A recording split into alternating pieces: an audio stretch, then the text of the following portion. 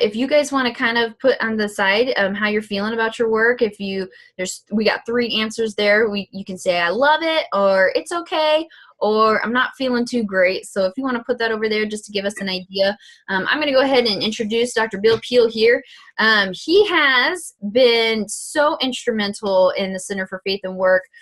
Like I said, he founded it in 2011 with Laterno's cooperation, and he has coached over thousands of men and women to discover their calling, grasp their significance to God's kingdom, and become a spiritual influence in their workplace.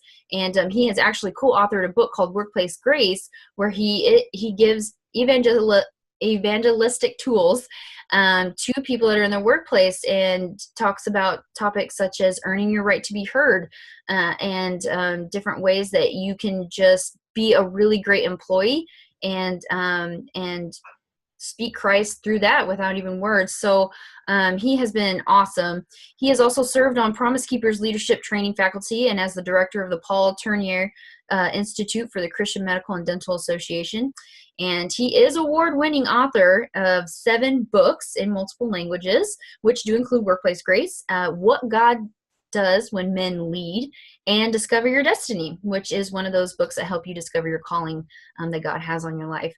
So with that, Dr. Bill Peel holds a doctorate in workplace theology from Gordon Conwell Seminary, master's degree from Dallas Theological Seminary, and he did his undergrad work at SMU. So he has a wide range of experience, and so we are very excited to hear some of the things he has to say today. So Dr. Bill Peel, if you'll go ahead and take it away, we'd love to hear what you have to say. Thanks, Megan. It's great to join you here on this webinar. And one of the things that we get asked a lot is, how do we find how do we find work we love? And we're twisting that just a little bit, turning that around on Valentine's Day to talk about, how do we gain love in the work we're actually doing? And I want to actually talk about both of those topics here a little bit today. But let me jump on over to begin to share my screen with you, so we can get going. We can get going on this. I don't know if you've ever stopped to think about what God actually intended for us in work or not, but I think that's a really an important place to begin. What was work as the way it was actually meant to be here. God created us to work. In Genesis chapter 1, we see in verses 128 that he says, "Be fruitful, multiply, fill the earth, and subdue it." God intended for us to be part of his basically creation workforce here, and it was supposed to be a wonderful thing. And he gave us this work to share, and he wants us to feel about our work, joining in his work, and loving it just like he does. At the end of the day, we read in verse 31 of Genesis 1, God saw all that was made as very good. There's really a beautiful passage over in Proverbs 8 where wisdom personified is talking about creation. And it's another passage of scripture sometimes that we forget is actually in there on creation. And so wisdom says, which reflects the attitude of the Trinity as they do their work in creation. It says, when I was a craftsman at his side or God's side, I was filled with delight day after day, rejoicing always in his presence, rejoicing in his whole world and delighting in mankind. So the work that God called us into was really just supposed to delight our souls. And something obviously has happened to us, but God created us to work and enjoy his work and love what we do. The Gallup organization does a poll about every year, I think, and publishes it in the state of the American workforce. And obviously people don't love their work. They found that 51% are actively looking for a different job or watching for opportunities that might come up so that they can change their work. 21% say my performance is managed in a way that motivates me to do outstanding work, which is sadly, that means that 79% are not managed well to get outstanding work. And then only 15% would say, I strongly agree that the leadership of my organization makes me enthusiastic about the future. The Gallup organization lumps, after studying different attitudes, puts employees in America in 3 different groups: engaged employees, not engaged employees, and actively engaged employees. And engaged employees are those really people that actually make the thing work. They're excited about the work. They're excited about their jobs and workplace. And but that's only 33%. The other 2/3 of the workforce is not doing well, and certainly not enjoying their work. 51% are not engaged. A not engaged employee, according to Gallup, is somebody who's basically just doing the minimum to keep their job, not get fired. But they're basically coasting. And then 16%, according to Barner, are actually causing problems in the workforce. They're actively disengaged. They're in some ways sabotaging the work. Now, whether you love your work right now or not, everybody at times in our lives experience tasks at work that are less fulfilling, and maybe even jobs that are sometimes demoralizing. And that includes jobs in the workplace, that could be in church work or volunteer work, or in the work that it takes to actually run a home, as certainly not necessarily paid work, but doing all of the things that it takes to work a home and to make a home work. My wife Kathy Peel is known as America's family manager. She's written 21 books and has all kinds of experience, talking to women about their work. And there's always something in housework that people don't like, and they just have to go through it, whether they like it or not. Hopefully, people aren't sabotaging the home. But anyway, everybody experiences this, no matter where they are. It's important to understand that. So, what happened to work?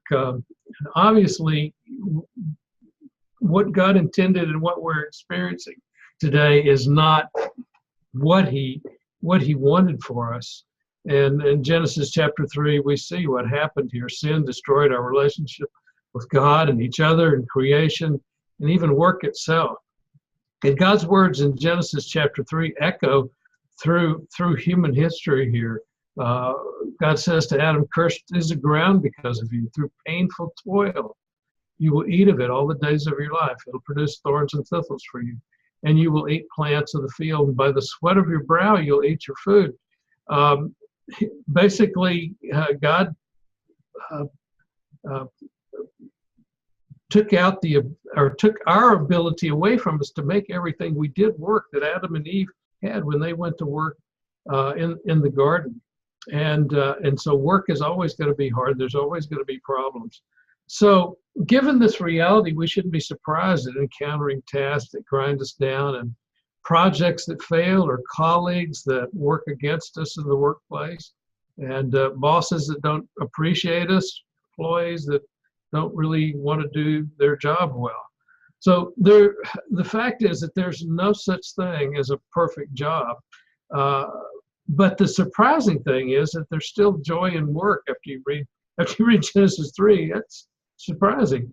There's still joy in work, and we're commanded actually to seek it, which is really, really important to understand here. So we need to first of all get a really good perspective about what work is and how we should look at it if we're going to understand how to find love, how to find really love for our work. First of all, we need to understand that work is a gift of God. He intended it from the very beginning. Before sin entered the world, work was a part of creation. And so that means that it was good because God said it was good. But it also means it's essential for human flourishing, that we can't take something out of what was experienced in originally before sin entered the world for and still have human flourishing there. So work is absolutely critical for us to do well as human beings. People want to work, they want to be useful, they want to be able to provide, and so that's an inborn thing in us. And when we take that away from people, it makes them feel less than human, less than responsible, less than worthy, less significant. So it's important for human flourishing at every level, not just spiritually, but socially, physically, economically as well.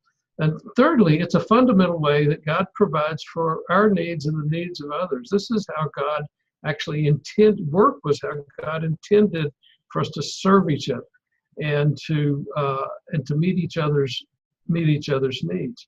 And work is also a frequent reminder that we actually need God. If you look at that passage of scripture in Genesis chapter 3 again, you see that God took away the ability that Adam had to make work all the time. And when we encounter the problems in our work, we encounter all kinds of issues that come up in our work that are negative in some way, where we get blunted, where things fail, that sort of thing. It's a reminder that we can't meet our needs apart from God in any way. It's absolutely essential that we have a relationship with Him. If God hadn't cursed work, I think we would not be near aware of the desperate situation that we are in as a result of being separated from God. So first of all, then check your perspective. Make sure you see work as God sees it here. It's a beautiful gift, but it's also it's filled with problems because of sin. The second thing I would say that we really need to do is make sure we check our attitude here. In Colossians 3 and in Ephesians 6, the parallel passage, Paul gives some really, really important things for us to understand here. He's using the metaphor of slaves and masters here, which was really the way that business was done back in the first century. And he says, slaves, or we could read employees here, obey your earthly masters in how much? In everything, and do it not only when there are eyes on you to win their favor, but with sincerity of heart and reverence for the Lord here.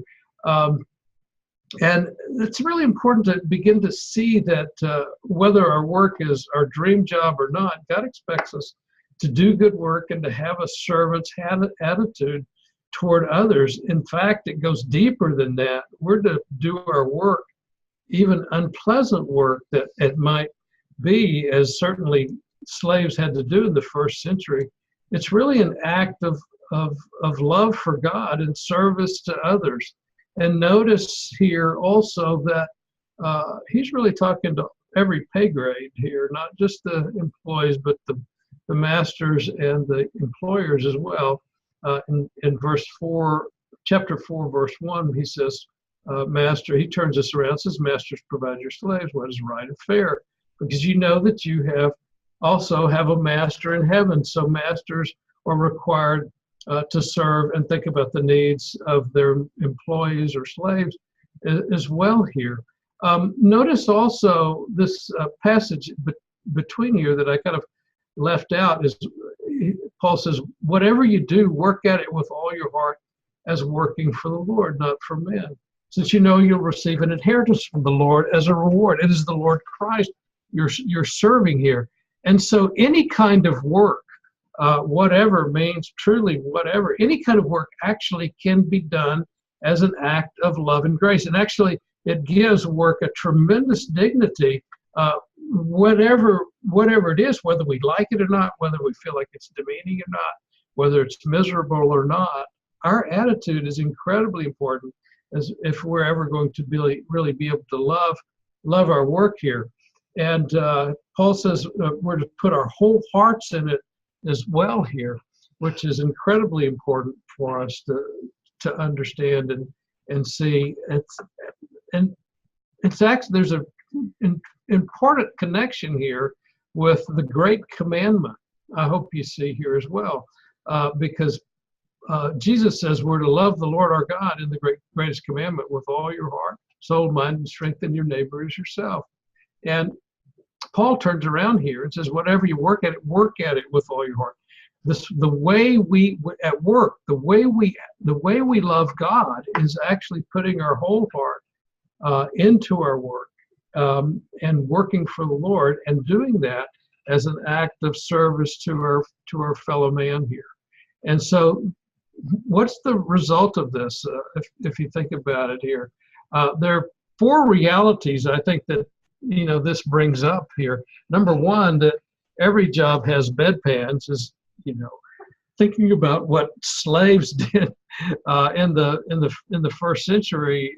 You can only imagine the menial tasks that they had to do. But I think it's really important for us to understand that in a fallen world, there are no perfect jobs, and that every job is going to have some issues that are problematic to us, that we don't like, we don't love. And so getting rid of those is in some ways a little bit of a fruitless effort. There's not some better job out there necessarily where you're going to be able to be 100% engaged all the time with everything you do. And the second thing is that we need to understand is that we can honor God and find satisfaction in almost every kind of work. Even the most mundane work can take on significance when we do it as an act of love for God. It raises every kind of type of work, no matter how miserably we think it is. When we do it for God, it really can bring us joy, and we can begin to learn to love things that actually we have turned around and thought negatively about in the past. And God can be at work in us to will and to work for His good pleasure, to provide for the goods and services important for others to flourish. Even the work that we don't really enjoy, God can turn around and use that, and hopefully He does, to provide for the needs of others. The third thing that I want you to see is that faithfulness is required even in unfulfilling work. And that's so important to understand, especially as we move into this next section and begin to talk about, maybe changing work or moving or changing our task so that we can do work that's somewhat different potentially, whether it's changing jobs or changing responsibilities within a job. That faithfulness is an important factor that we've got to remember. There are things that we can change and things we can't change. Just because a dad doesn't like to change diapers doesn't mean that he can shirk that responsibility. He needs to be faithful in doing that. And just because somebody might think making a peanut butter and jelly sandwich, for example, is not really, doesn't rise to the level of real significance. Well, we need to realize that there's certain things that we need to do for each other in our homes, in our families, and at work that actually has to be done. Every month, I have to work on financial statements and things like that for our work here at the Center for Faith at Work. And that's probably the least thing I enjoy, but I want to be faithful at that because the university obviously needs to be faithful with its resources, and so I want to make sure that the Center for Faith and Work contributes to that, and so I do that work, even though I don't particularly like it and don't find it very fulfilling. But I look at the bigger purpose, and that really helps me see it in a really different way. And the last thing I want us to see is that sometimes to do the work I love, it really does demand a change, and we can begin to look at things differently here. But we also need to begin to look at our work. How do we find love? How do we find work that we love?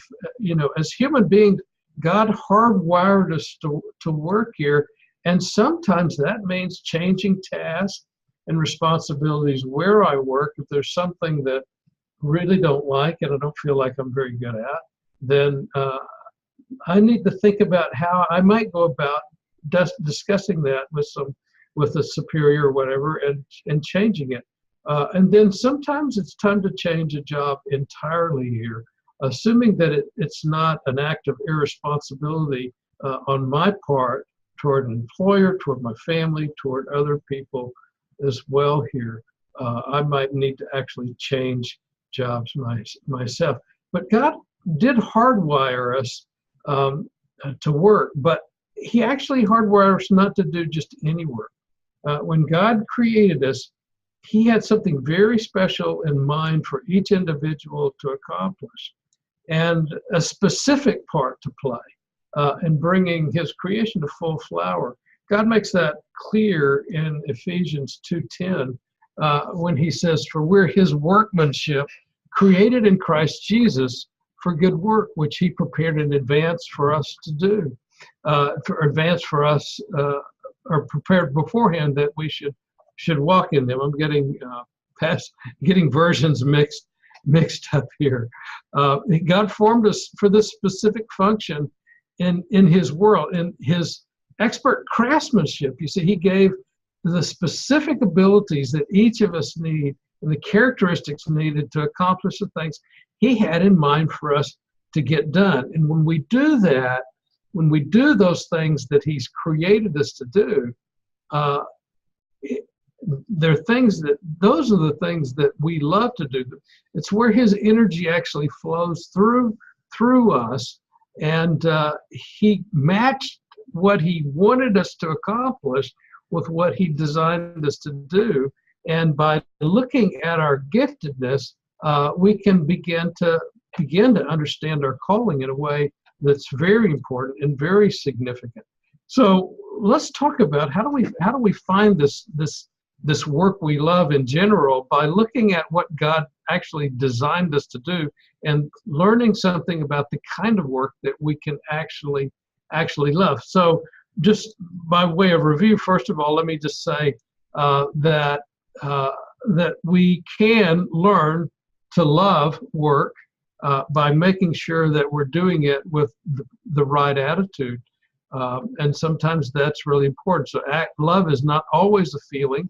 Sometimes it's an act of responsibility. But we also can learn to love. We also can help move toward work we actually love to do by finding out what God created us to do and making adjustments in our work life, whether it's paid work or unpaid work, whether you're working in a secular workplace or a church. All these are very important here.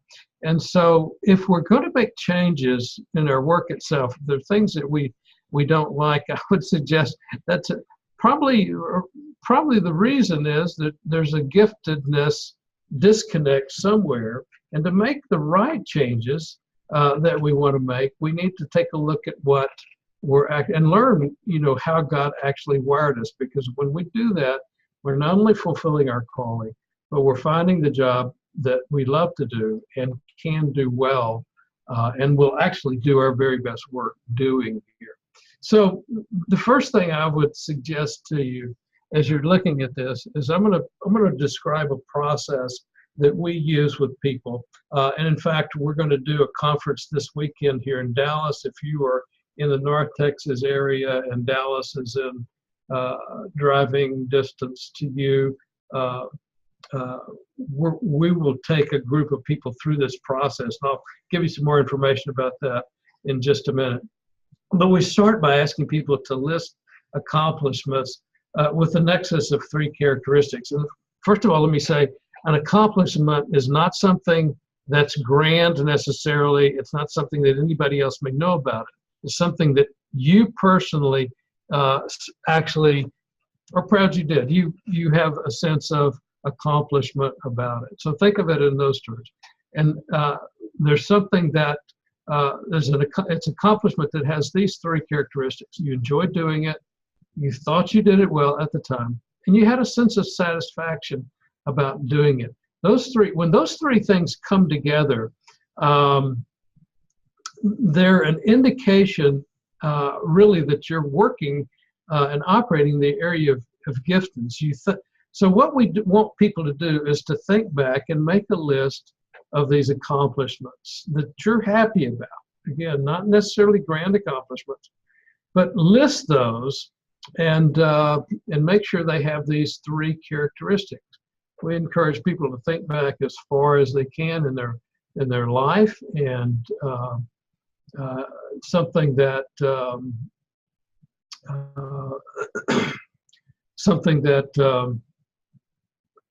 they did at different places. So it might be at school, it might be at church, it might be at home. As you get older, it goes to might be at work and there. And so here's the list. Here's a few of the things that I had on my list when I did this originally. My oldest memory of something that had those three characteristics was building a model airplane when I was 5 years old. And then when I was 12 years old, I developed my school safety patrol team into an award-winning team in the city of Houston. At age 14, I learned to play the tuba. I wish I could still play the tuba, actually, because that was a lot of fun. And developed my skill good enough that I actually was able to play in a concert when I was 14. I designed and built an award-winning homecoming float while I was in college. And there's just a few others here. I developed a curriculum to teach a youth group Bible when I was 24. A little later on, when I was working with the Christian Medical Association, I developed a course to teach physicians how to share their faith, age 45. And just a few years ago, I founded the Center for Faith and Work at LETU University when I was a little older. So by listing these things, I don't know if you see anything that pops up there that's repeated, but if you looked at if you looked at all the stories, including these that I listed when I went through this process, they all have to do with building something or developing something.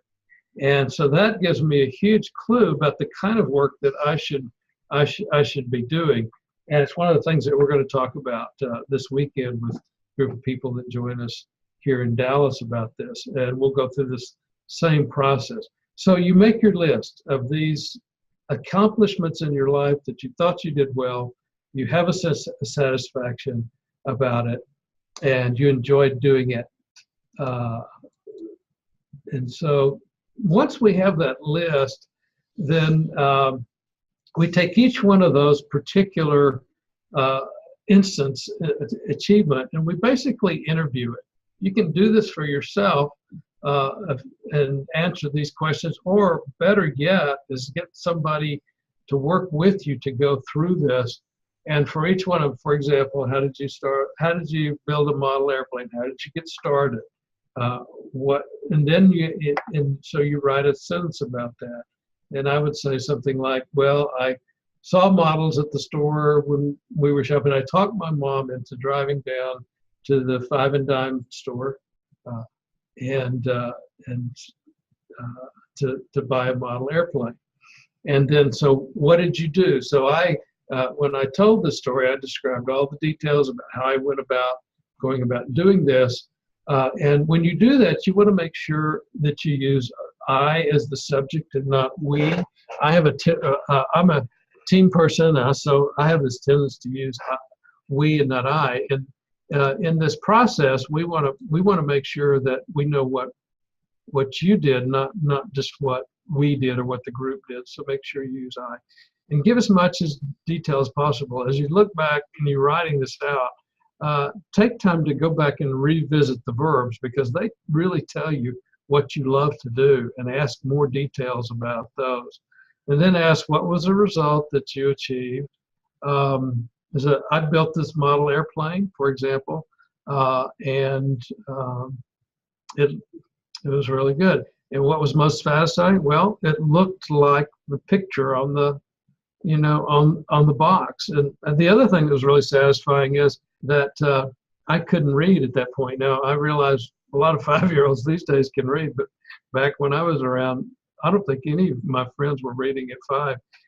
But I figured out how to put that model airplane together. So I did something that I wasn't really supposed to do. So it's very satisfying as I think back about it. It was a silly thing, but yet my giftedness is all over that process.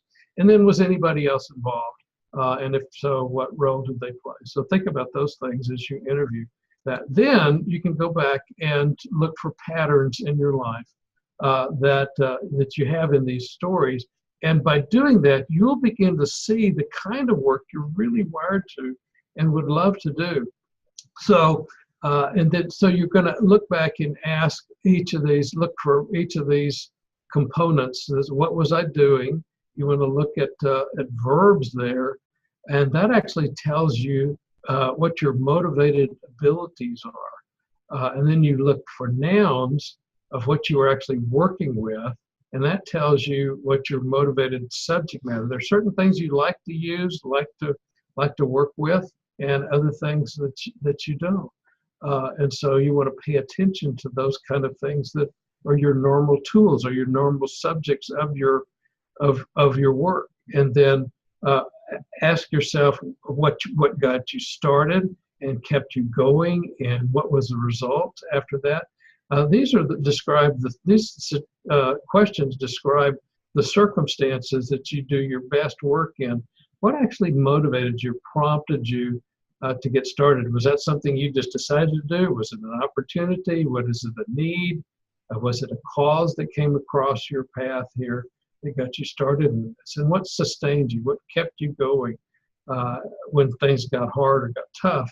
And then what result were you really after? If you can name that, that is very important to understand. And then who was working with you, if anyone? What role did you play? Did you work as an individual? Or do people show up in your accomplishment stories at all? Or are they very important? If they're leaders, are they hands-off, hands-on? Are you working with if you're working with a team, with a group, what kind of role did you play? Are you a team player, a team leader, a team contributor, a collaborator? What is it? These kind of things, when you see these similar answers popping up in your stories all through your life, you begin to see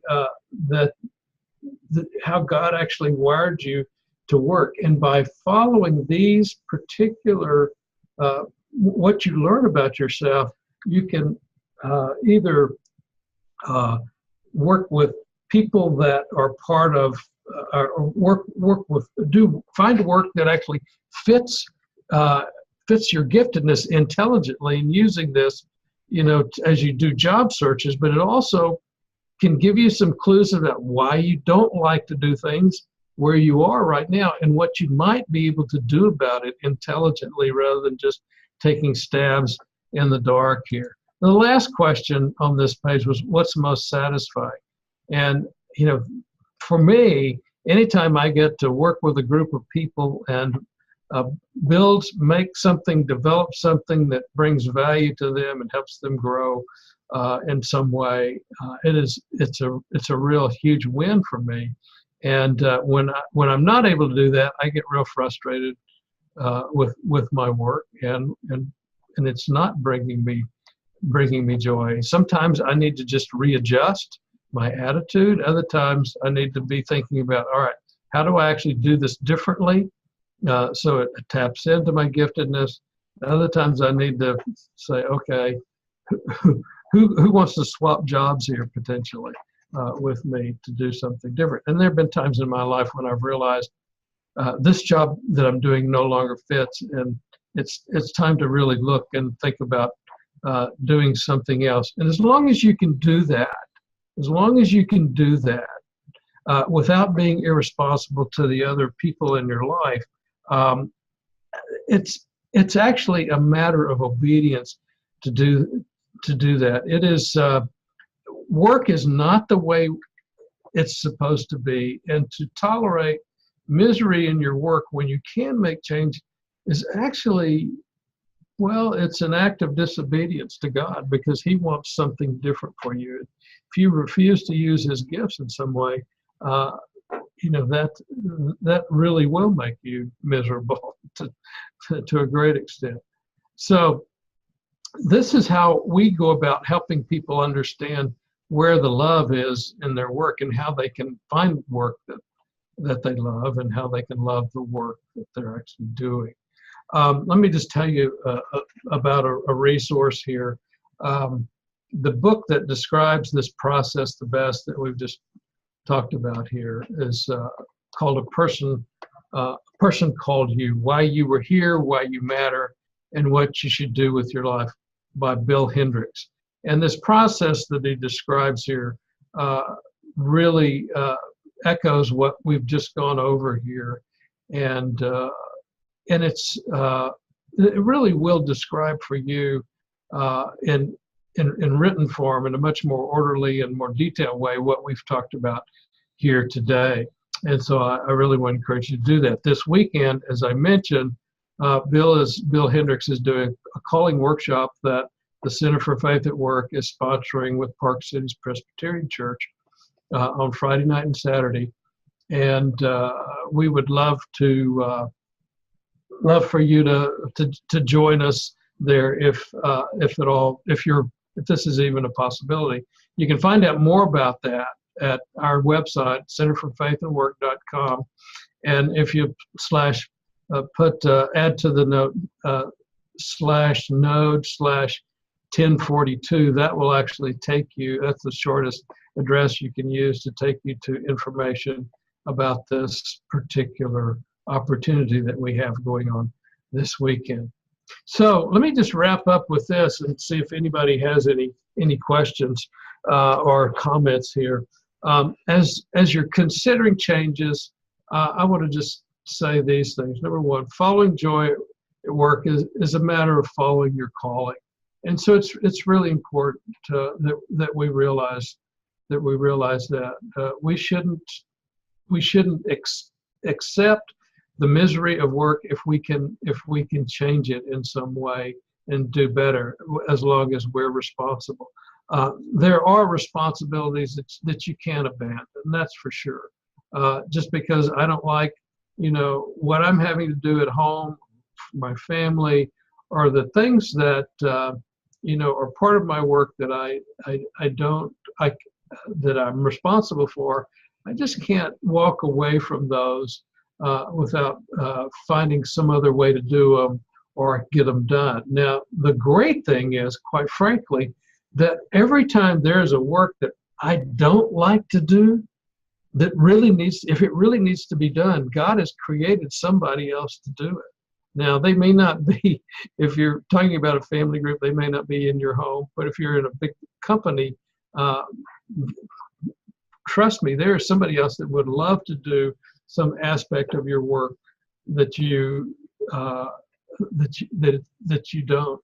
And hopefully, as more and more companies are beginning to realize that can actually happen for you, or they're actually making that possible for you to do it.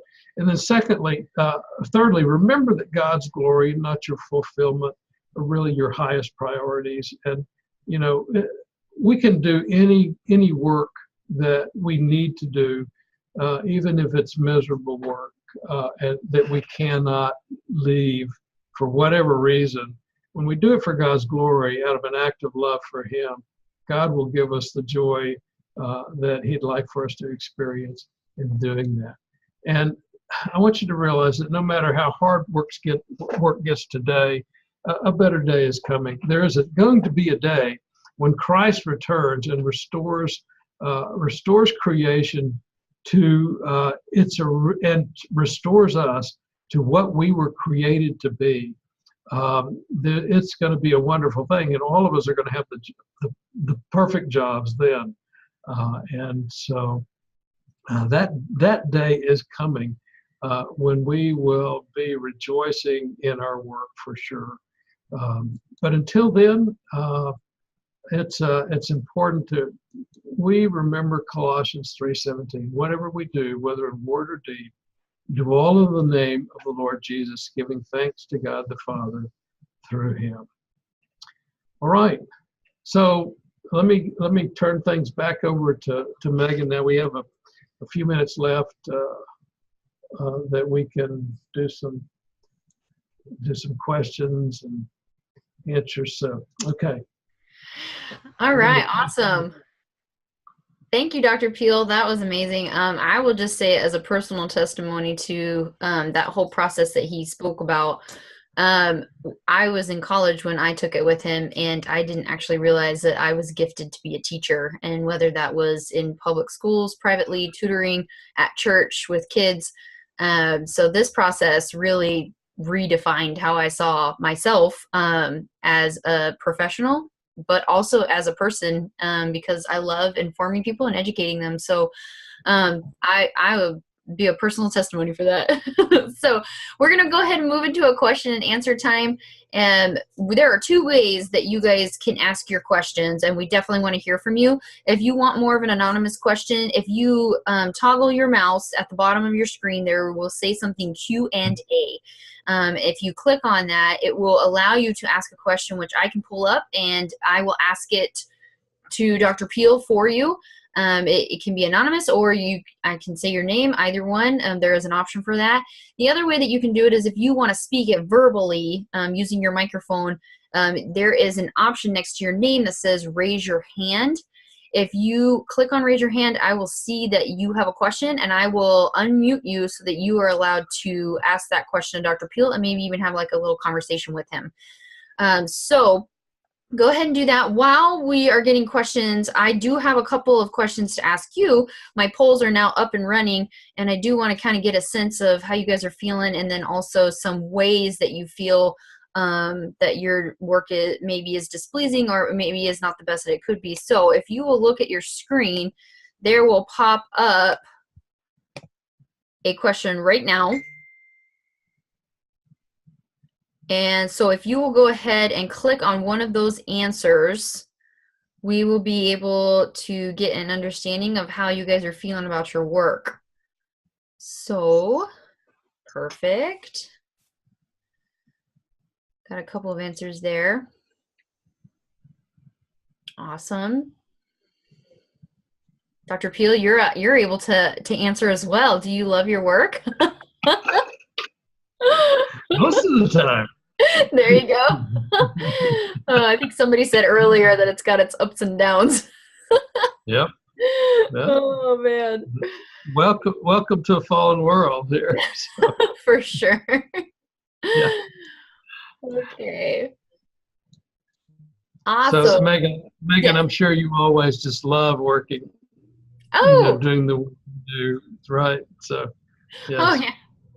Absolutely. I love working so much that I'll have 2-3 jobs at a time. So I know that through this process that I have definitely been learning how to kind of how you said, just saying yes with conviction on the opportunities that use my gifts and saying no on the ones that don't. So pretty awesome. Okay, so we'll go ahead and shut it down in about 10 seconds. So make sure that you vote. There we go. Okay, wonderful. So it looks like a third of you love your job, and a third of you say it's got its ups and downs. So there you go. And then another third said it's okay. So that's good. Nobody hates their job, which is great. That's awesome. Okay, so I've got one more question for you. Let's see here. If you'll look up on your screen, we want to know what displeases you most about your work. We got a couple of different answers here. Is it the content of the work that's tedious? Are you exhausted because of how stressful it is? Do you maybe have an unreasonable employer or your coworkers? Maybe you don't see your purpose, or like Dr. Peel said, maybe you don't feel like you're using the gifts that you know strengthen you and impassion you to get up every day. So let's see what we got. Okay, so we do have a couple of people that are saying that they don't feel like they're using the gifts that they have. So that's we definitely encourage you. That there are workshops that Dr. Peel puts on around the country about figuring out your calling, and he goes through this process with you. I know that when I went through this process with him, it's actually kind of emotional too, because you really think back, and I think my earliest memory was when I was 7 years old. And so even at 7 years old, kind of like Dr. Peel, I just knew that what I was doing was exciting and I loved it. And so looks like some of you guys think that your work is a little stressful. Oh, we do have an other. Be curious what that other is. If you want to, you can private message me on the chat bar, or you can use the Q&A button, either one. If you guys are having issues with your Q&A button, please make sure to put that in your chat bar, and I can try to navigate you through that. So, all right, cool. And then it looks like the content of the work is tedious. Okay, very cool. All right, well, I'll go ahead and end that one. And then, all right, so what questions do we have for Dr. Peel? Is there something that you want to ask him about, maybe a career change, or you know, do you have any comments about what he said? We would love to hear that. Always looking for ways to encourage people. Let's see here. And then we had a couple of people jump on in the middle, so while you guys are asking your questions, we'll go ahead and ask. Let's see. Renee, do you mind telling us where you're tuning in from? You can use it. Let's see. Hi, Renee. You want me to unmute you? I'm from Houston. You're from Houston? Awesome. Very cool. Do you mind if I ask what industry you're in? I'm a human resources manager in manufacturing. Very cool. Awesome. That's very great. That's a hard job. That's a hard job. So huge responsibility. Yeah. And Renee, so you not only have to think about have to think about this about yourself, but for other employees as well. Mm-hmm. Obviously, job fit's a huge thing in human resources. So. Yes, and we have a large population of people who have a entitlement perspective, so that makes it a little bit difficult to manage. Oh, I bet. Yeah. Engagement and Sure just does. people enjoying their work in general, because it's great. Yeah. Wow. Absolutely. Did you have any questions for Dr. Peel, Renee? Not that I can think of. Just really, I've got to focus a little bit more on what my calling, my passion. I think I know, but I certainly won't be able to get it in this job.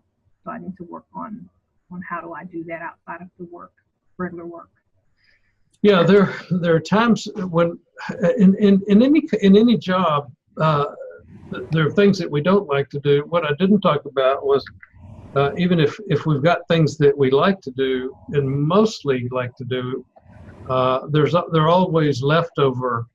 There are always kind of leftover loves that we don't get to use, Mm-hmm. and there are obviously times when we're doing work that, well, quite frankly, we just need to do, and for whatever reason, and to bail on the job to change, really would be irresponsible. And so to be able to find volunteer work or something else that can engage some of those gifts that aren't being engaged in the workplace is actually a good option a lot of time for people, and actually doing that, investing yourself and using your gifts elsewhere will actually give you energy to do the things that you don't necessarily like to do maybe in your regular job. So that's a good option. But the other thing that you can do is look at the things that really are that make you that wear you out, and if possible, think about, okay, how can I do them differently so that it engages my giftedness a little bit better? Or is there somebody around here that might love to do this, and there's something I love that they hate? And a lot of times employers these days will actually let you do that sort of thing, especially if you're working in a team atmosphere where it's easier to kind of exchange responsibilities, so to speak. Awesome. Well, thank you, Renee. We appreciate you being here today. I do have a question, Dr. Peel, that somebody did ask. So, and this is a good one for you, for anybody listening.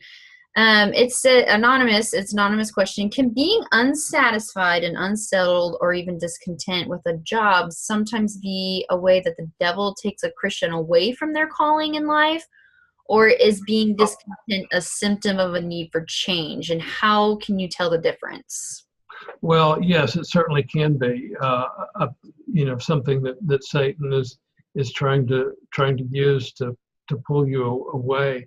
And by understanding, if going through this process, really beginning to understand your own giftedness, it allows you to kind of do a much more intelligent, less subjective analysis of why you're liking a job versus not liking it. And especially if there was a time when you really loved what you were doing and all of a sudden things changed and you're going to work and dreading it and not liking what you do, then you need to take a look at some of the circumstances around you. Are the things that sustain you in work, are they still there? Did you lose them somehow? When I get stuck or over a long period of time, having to kind of maintain the status quo, then my energy level for a job really gets low, and it's time for me. I have the ability to do this in my job, and that is to what are the new things that I need to start thinking about developing here that will bring energy back to me. So when I've moved from this, just maintaining the status quo to really being able to develop something new, then all the energy, for example, comes back to me. That's for me, and I can kind of understand that and use that to help me make the moves that I need to make to bring love back to, and joy back to my work. But I think it's really important to understand that that there, just back to this perspective things that we talked about. If you're thinking, look, there's got to be the perfect job somewhere, I just got to keep looking for it, that is not a message you're going to get from God. On the other hand, if if you say, I don't like this job, you're actually echoing the truth here in some way, assuming that's the case, because God work is not how God created it to be right now. But we can't demand that it's going to be. We can't actually demand that it's going to be better. We're living in a world right now that is fallen, and we're not entitled to the good work that that we were created for, and that only comes in the kingdom. But we can, as much as we can responsibly adjust what we do. We should be moving toward the work that God loves, God's given us to do, that we love. And so,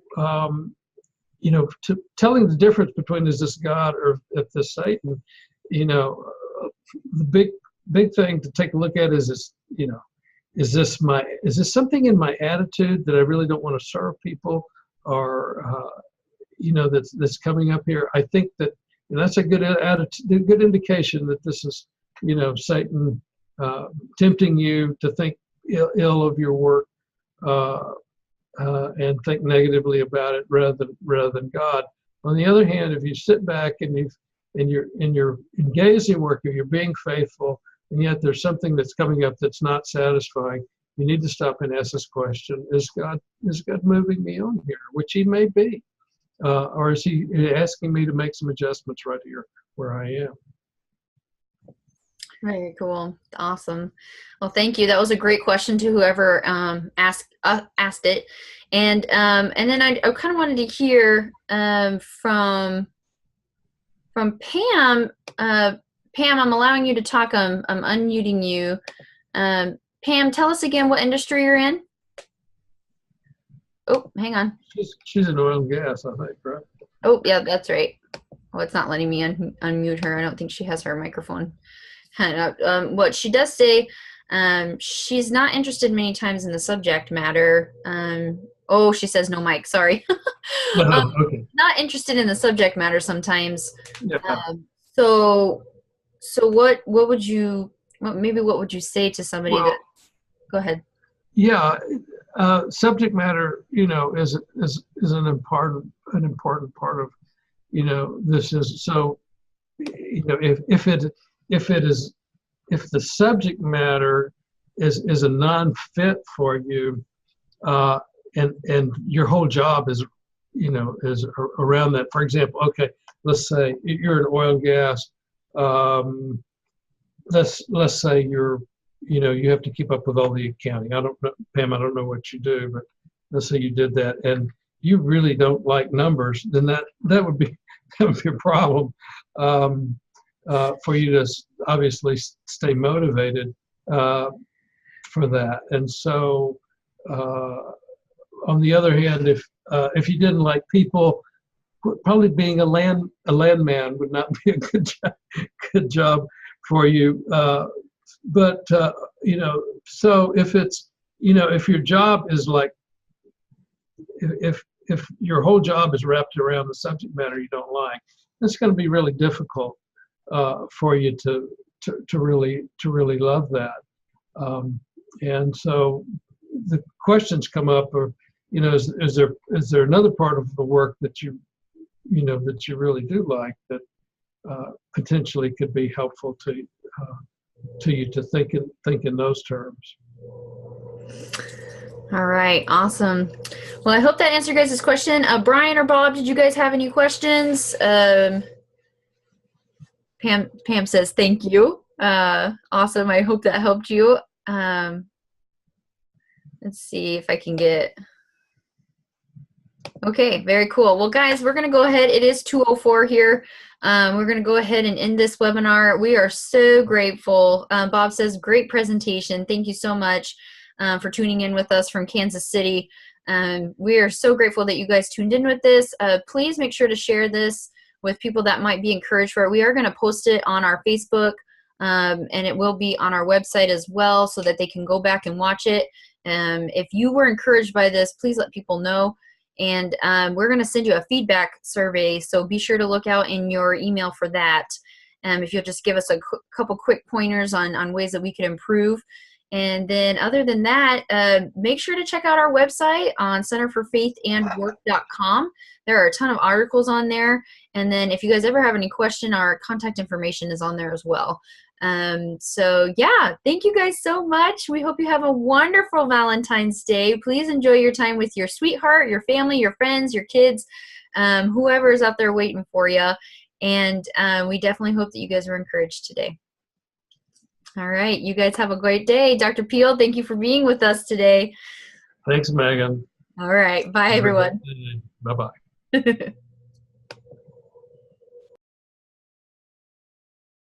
Thanks for listening. For more resources to help you take your faith to work, visit our website at www.centerforfaithandwork.com.